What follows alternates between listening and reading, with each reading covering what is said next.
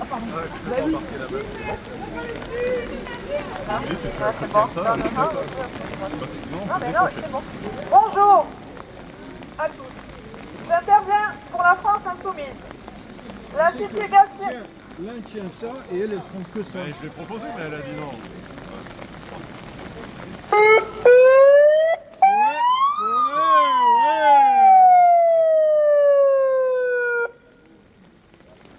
Normalement, c'est possible. Voilà.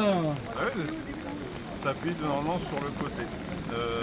Non, tu parles, je crois. Allô? Non. Oui?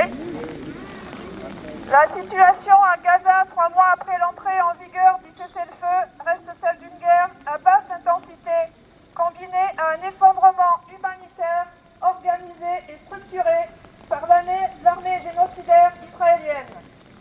Les bombardements sont quotidiens sur des zones densément peuplées. L'extension du contrôle militaire israélien et l'entrave systématique à l'aide humanitaire empêchent tout début de reconstruction et rendent les conditions de vie insupportables.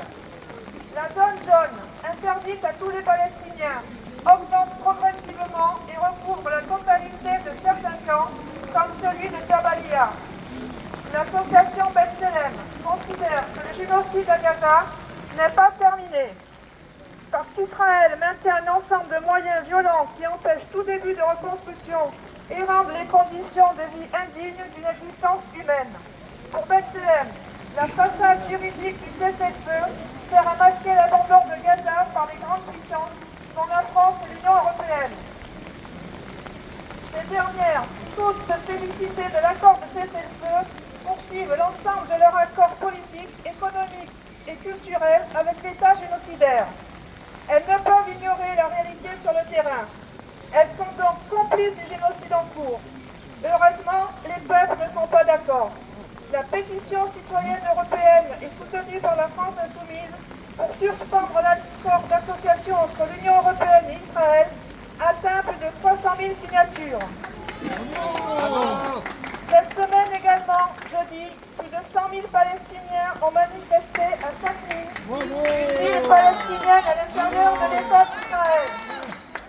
C'est la plus grande manifestation de Palestiniens de l'intérieur contre les massacres à Gaza depuis 2014.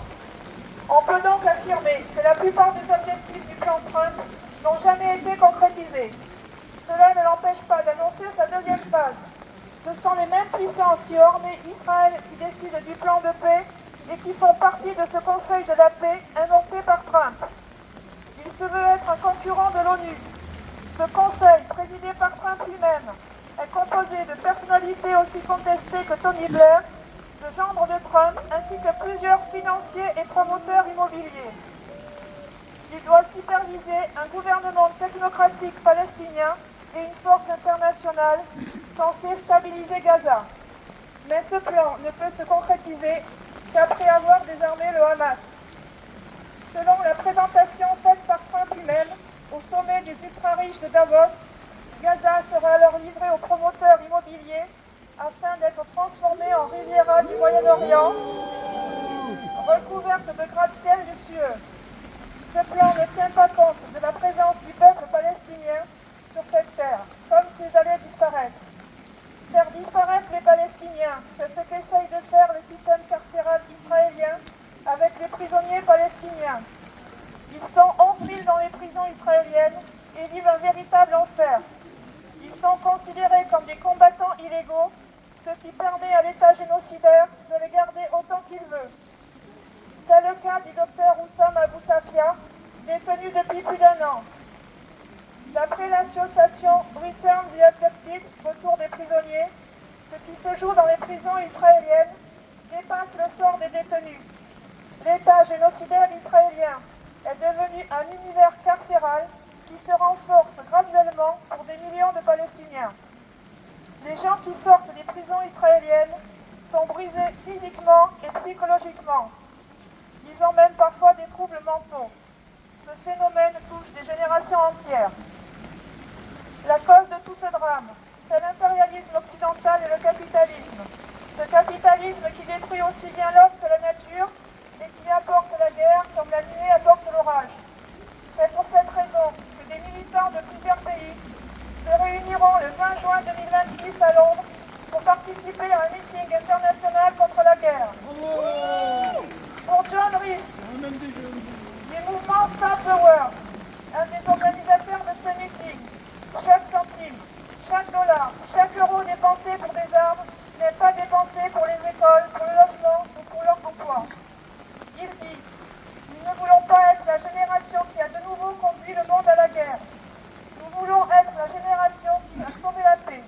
Vive la Palestine, vive la paix.